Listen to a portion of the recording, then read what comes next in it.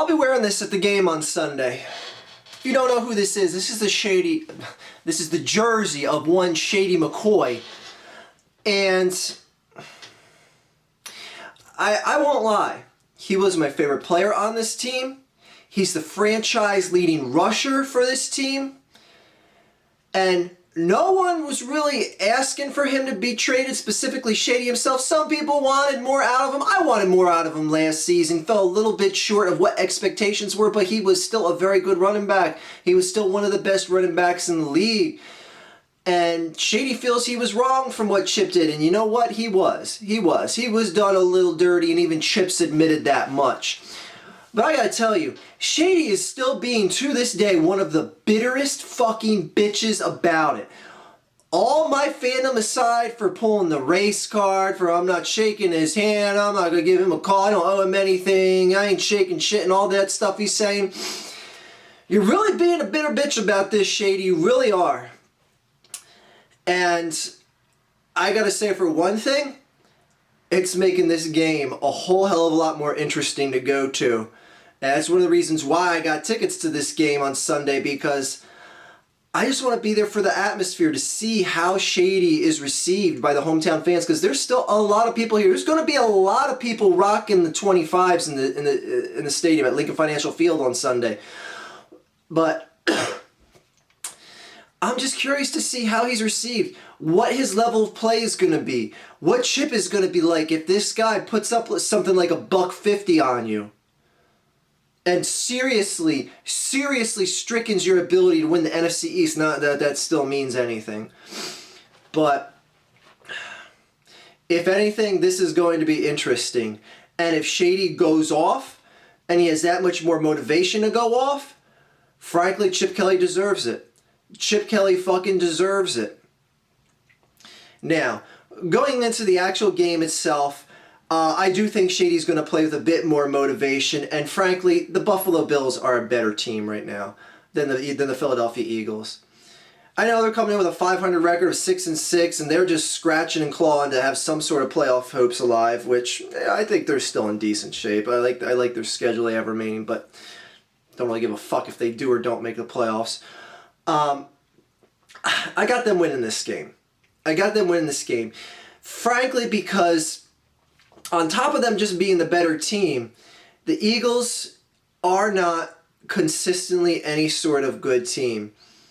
Now, you saw a number of factors that pulled out a win in the Patriots game that, frankly, you can't count on. You can't count on a punt getting blocked in return for a touchdown. You can't count on a pick six from the 1 yard line getting returned for a touchdown. And you can't count on Darren Sproles taking one to the house for the touchdown on a punt return.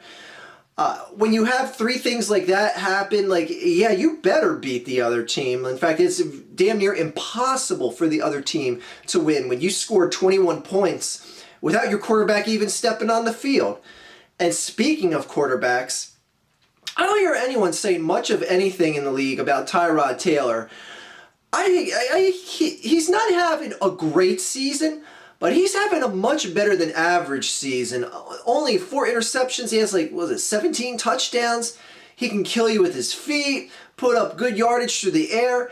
And you don't really hear much of anything about him because, like Cam Newton's still in the spotlight over here, the quarterback deal in Denver, everything else is taking the spotlight away from someone who is playing very good football this year at the position. That's Tyrod Taylor. And I am concerned. I am very concerned with him because you have a team that has a very good run threat that you have to respect with Shady McCoy. He's good for $1 and change on any given Sunday, whether he's having a bad day or a good day.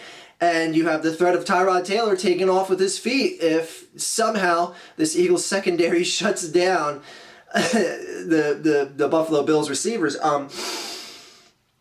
There's not much I can point to really tell you guys, don't worry, man, the Eagles got this game under control. That's a very good defense in Buffalo. They're going to get plenty of pressure on Sam, and Sam does not have mobility in the pocket. He just doesn't have it.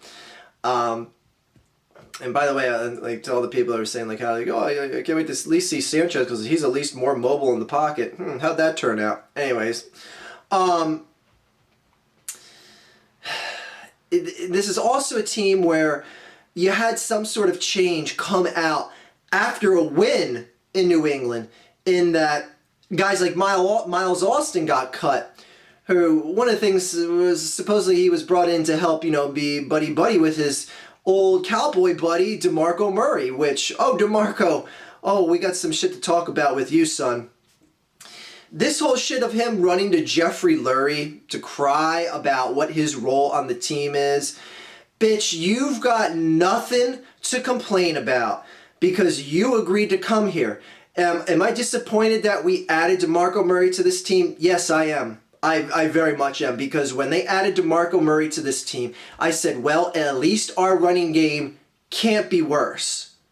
It can't be worse.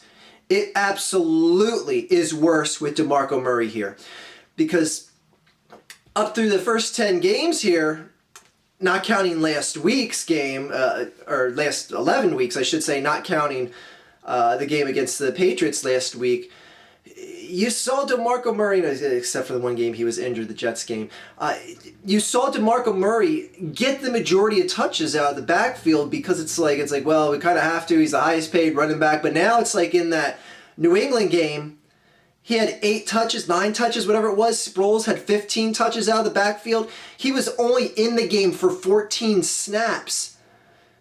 When you're paying a running back that much money, you're like, you got to at least put him on the field the majority of the time, the majority of offensive snaps, and you barely saw him on the field. So now you got stuff like that happening to humble him.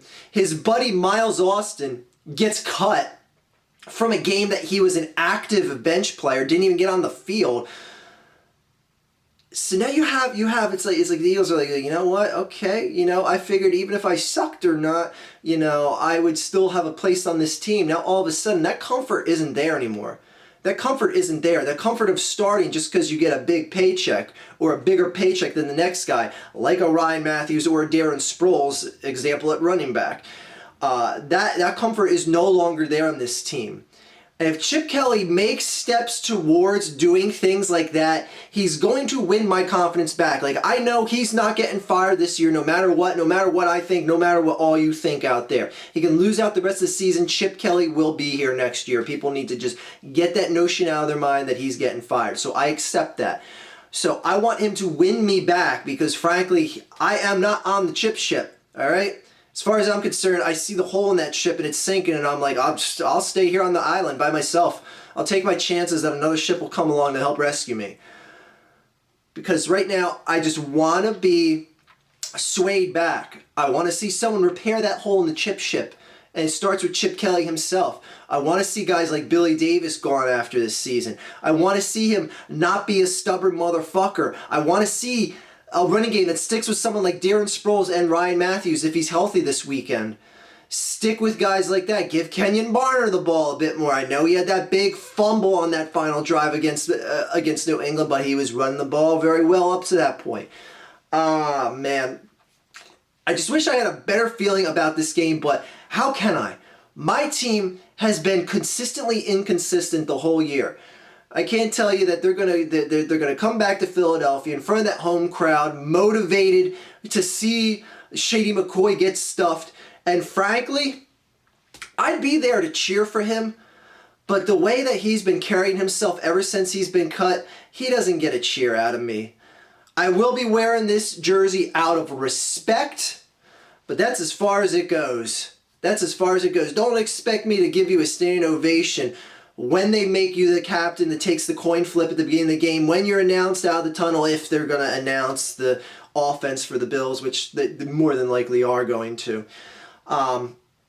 Anyway, I'm just excited to see this game because there's so much more to it than just a random regular season matchup here. And I'll be sending out live tweets, maybe some Vine videos. I'll record video on my phone of Shady coming out of the tunnel and shit like that, and I'll put something together here for you guys after the game. But I'm excited to see this game. I'm excited that my team has a chance. I mean, like, Eagles came in as a 1.5 underdog. They're now a point favorite in this game. So I'm just like, who knows what to think out of this game. I won't be shocked if the Eagles win, but at the same time, I'm more expecting them to lose than win in this game, in all honesty. And that's not just being a naysayer and hoping that they lose out because to get Chip fired. Because honestly, Chip ain't getting fired either way.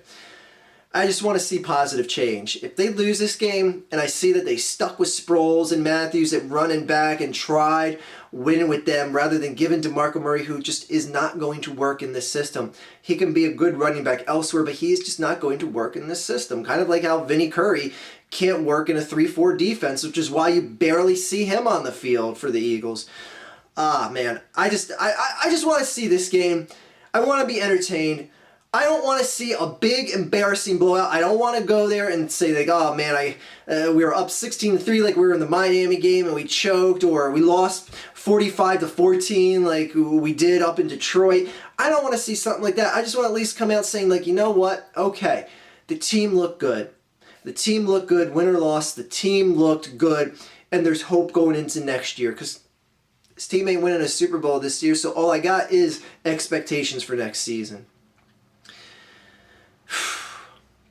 It's going to be good times. I'm going to be there to enjoy it. Anyways, no live show this week, obviously. Fuck the Dallas Cowboys. And happy Hanukkah to those of you out there that celebrate Hanukkah. Take care, guys.